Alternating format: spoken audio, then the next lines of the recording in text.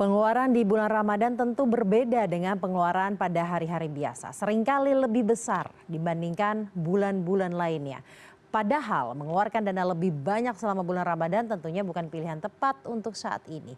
Lalu bagaimana langkah cerdas mengelola keuangan di bulan Ramadan? Kita akan bahas langsung bersama dengan perencana keuangan Prita Gozi. Selamat malam Mbak Prita.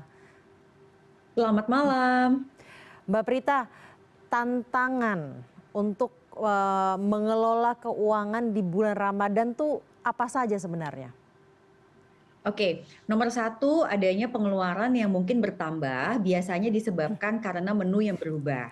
Jadi pengeluaran untuk sahur dan berbuka puasa itu berkontribusi menaikkan anggaran kita itu hingga 20% sampai dengan 50% setiap tahunnya, khusus hanya di bulan Ramadan. Lalu yang kedua, kita juga memiliki kebiasaan dan tradisi, bahkan juga memang memiliki kewajiban, contohnya membayar zakat fitrah, lalu mungkin kita punya pekerja ada THR-nya, atau kita juga ingin memberikan sedekah maupun THR angpau kepada keluarga atau sanak saudara yang memang mungkin membutuhkan. Ini juga pastinya meningkatkan pengeluaran kita. Dan yang terakhir ya adanya lebaran dan biasanya diikuti oleh tradisi mudik. Nah, ini Hmm. semua berkontribusi pada penambahan pengeluaran di bulan Ramadan dan jelang lebaran. Melihat tantangan-tantangan tersebut, apa yang harus dikendalikan oleh kita agar pengeluarannya nggak tiba-tiba membengkak dan akhirnya setelah bulan Ramadan minus? Baik, saya sarankan setiap rumah tangga untuk membuat anggaran selama 1 bulan, namun anggaran ini perlu dipecah menjadi 4 minggu. Jadi minggu pertama, kedua, ketiga, dan keempat. Dengan demikian kita paham betul di setiap minggunya itu kita boleh mengeluarkan sampai dengan berapa rupiah. Hmm. Kenapa? Karena selain adanya tambahan-tambahan, kita pun juga masih memiliki kewajiban dan tagihan yang memang setiap bulannya itu muncul. Mungkin Anda punya cicilan, mungkin Anda punya tagihan listrik, komunikasi, internet dan sebagainya, atau mungkin yang punya anak sekolah itu juga harus membayarkan biaya anak sekolah. Sehingga per minggunya itu sudah kita alokasikan dari penghasilan yang kita punya yaitu gaji. Nah, langkah berikutnya adalah membagi gaji langsung ke dalam 4 minggu tersebut dan langsung dibagi menjadi 3 pos, yaitu pos untuk biaya hidup, kita sebutnya living. Yang kedua, pos untuk gaya hidup, yang mungkin Anda ingin berbuka puasa lebih Hmm. enak, Anda ingin memberikan hantaran, dan lain-lain. Dan Anda juga perlu menyimpan yang namanya dana cadangan atau dana darurat, kita sebutnya saving. Nah, yang terakhir, saya sangat sarankan untuk menghindari pinjaman online maupun pay later karena berpotensi membuat keuangan Anda itu menjadi berantakan selepas bulan Ramadan nanti. Hmm. Kalau itu gaji kemudian dengan THR gimana? Kalau THR kan rata-rata yang muslim mendapatkan THR satu kali gaji pokok, let's say lah. Bagaimana Ya. mengendalikan uang tambahan tersebut? Baik, jadi kita memang harus memisahkan. Kalau gaji itu sifatnya untuk yang reguler. Jadi semua pengeluaran di bulan Ramadan termasuk sahur dan berbuka puasa itu ngambilnya dari gaji. Sedangkan kalau THR itu peruntukannya untuk zakat fitrah, kemudian mungkin THR untuk pekerja, lalu kita mungkin ada hantaran lebaran dan juga untuk kitanya sendiri punya Hmm. hidangan lebaran, lalu mungkin kita mau mudik. Nah, selebihnya nih kalau memang masih ada sisa bagus banget itu bisa untuk menambah investasi, tabungan, atau mungkin mengurangi utang-utang yang kita punya sebelumnya. Jadi Anda perlu mencatat ini semua supaya penggunaan THR harus terpisah dengan gaji dan masing-masing penggunaannya itu sudah jelas alokasi pos-posnya kemana saja.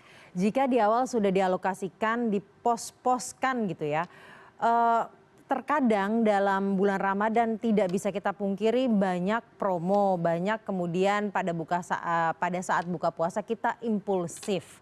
Bagaimana mengontrol hal tersebut, memberikan spare-nya seperti apa agar tidak tiba-tiba boncos di akhir? Iya, jadi kalau kita merasa bahwa diri kita tuh cukup impulsif atau bahkan cenderung menjadi kompulsif. Kalau kompulsif tuh sampai udah kayak, ah masa iya habis beli ini ya, kok segini banyak ya tiba-tiba. Nah berarti Anda memang perlu membagi-bagi rekeningnya. Jadi kalau tadi itu kita bagi pose, sekarang bahkan dibagi rekeningnya. Hmm. Supaya apa? Jatah kita untuk pakai dari rekening itu merupakan kayak alarm kita gitu loh. Oh kalau udah lewat ya kita nggak bisa pakai lagi. Jadi Anda harus menunggu mungkin sampai minggu depan baru Anda bisa pakai. Nah, kalau untuk pengeluarannya itu sendiri, banyak orang bilang stop belanja atau stop konsumsi. Sebenarnya nggak juga gitu ya, karena memang momen Ramadan dan Lebaran itu tidak apa-apa untuk berkonsumsi, tetapi konsumsinya harus yang mindful. Hmm. Sehingga kalau tadi Mbak sampaikan ada promo, promo ini bukan yang membuat kita jadi boros, tetapi malah membuat kita memiliki opsi saat kita udah tahu bahwa oh ini bagian dari list belanja kita, maka kita bisa memanfaatkan promo tersebut. Nah, untuk ibu-ibu saya juga sarankan untuk membuat menu supaya pembelanjaan setiap minggu atau setiap harinya itu tepat guna sesuai dengan menu yang mau kita buat. Hmm. Dan kalau Anda merasa bahwa setiap Anda pergi ke pasar itu sering kebablasan, ya mungkin boleh dipertimbangkan untuk belanjanya secara online. Hmm. Biasanya kalau online tuh jarang kebablasan. Hmm. Itu artinya sebenarnya memisah rekening bisa menjadi salah satu upaya agar menjaga komitmen kita. Betul, betul sekali Mbak. Dengan adanya pembagian rekening, maka dengan sendirinya kita sadar penuh saldo kita sisanya berapa, dan bahkan kita tidak bisa gitu loh melakukan transaksi kalau memang batasnya sudah terpenuhi. Nah, kalau misalkan kita berhasil untuk berkomitmen tadi, Mbak Prita, kita memiliki uang lebih karena mendapatkan THR, apakah di bulan Ramadan ini tepat untuk kita merencanakan investasi baru karena mendapatkan THR tersebut, atau tunggulah nanti saja setelah bulan Ramadan ini lewat? Baik, jadi urutannya itu yang pertama adalah kalau Anda tidak memiliki dana darurat yang memadai, maka ini dulu yang menjadi prioritas dan perhatian Anda. Berikutnya, kalau Anda masih memiliki saldo utang yang memang merupakan utang konsumtif, biasanya ciri-cirinya adalah tidak ada agunannya. Dia biasanya berbentuk pinjaman online, KTA, pay later, atau mungkin ada pinjaman koperasi, maka ini harus dikurangi atau bahkan dilunasi terlebih dahulu. Baru terakhir memang masuk ke investasi. Jadi investasi itu tuh udah tahap yang ketiga Hmm. gitu loh, setelah Anda menyelesaikan dana darurat dan utang yang sifatnya konsumtif tersebut.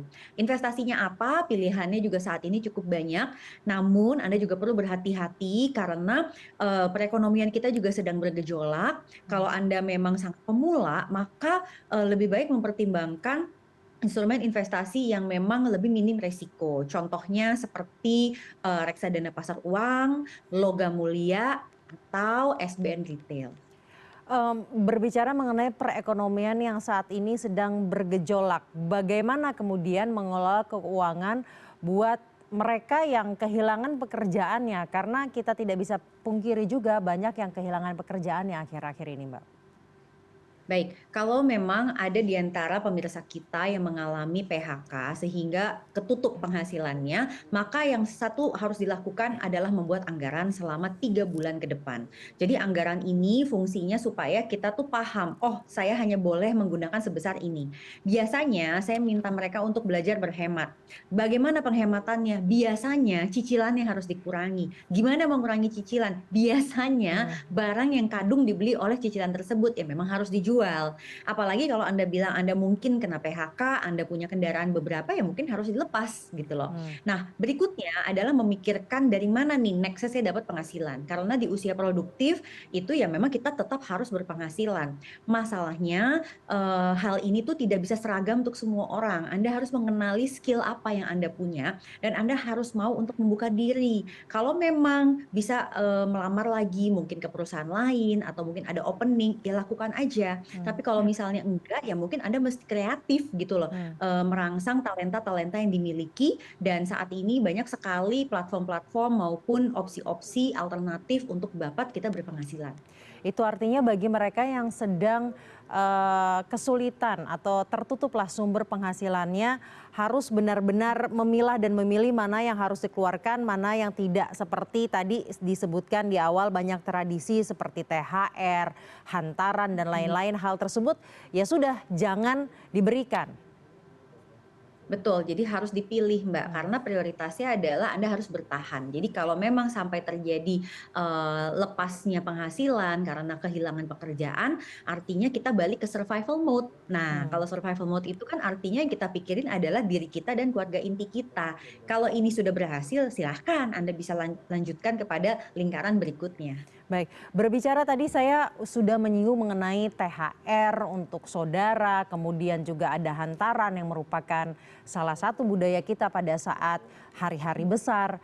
Idealnya persentase untuk memberikan hantaran dan juga THR dari keseluruhan uang yang kita miliki, pemasukan yang kita miliki pada 1 bulan ini, seberapa besar sih, Mbak? Oke, pertama untuk THR kita harus bagi dua ya Mbak, karena kalau ada yang bekerja pada kita, berarti kan itu ada aturannya. Jadi Anda nggak bisa pakai persentase, Anda harus menggunakan berapa sih gaji yang memang setiap bulannya diberikan oleh pekerja tersebut, yaitu memang harus dikali 1. Nah sedangkan kalau misalnya untuk bagi-bagi, angpau, nah ini kan yang sebenarnya bisa Anda batasi. Anda tinggal lihat aja, dari THR biasanya kita bisa alokasikan sekitar 20%. Kalau misalnya dari 20% itu sudah keambil nih gitu ya 15% untuk kewajiban THR yang kita berikan kepada pekerja kita, ya berarti sisa yang bisa Anda bagikan hanya 5%. Anda bilang, ah 5% kurang, saya mau jadi 10%. Ya silahkan, tetapi berarti Anda harus mengurangi pos yang lain. Entah itu adalah hidangan lebaran, pakaian lebaran Anda, atau mungkin jatah budget untuk mudik lebaran Anda. Kemudian Mbak Prita, bulan Ramadan ini menjadi salah satu bulan momen untuk kedekatan keluarga. Mungkin bisa juga untuk mengajarkan bagaimana merencanakan keuangan, melibatkan perencanaan keuangan bersama dengan seluruh anggota keluarga termasuk anak-anak. Nah, bagaimana tips dan triksnya untuk agar keluarga bisa terlibat semuanya dalam perencanaan keuangan?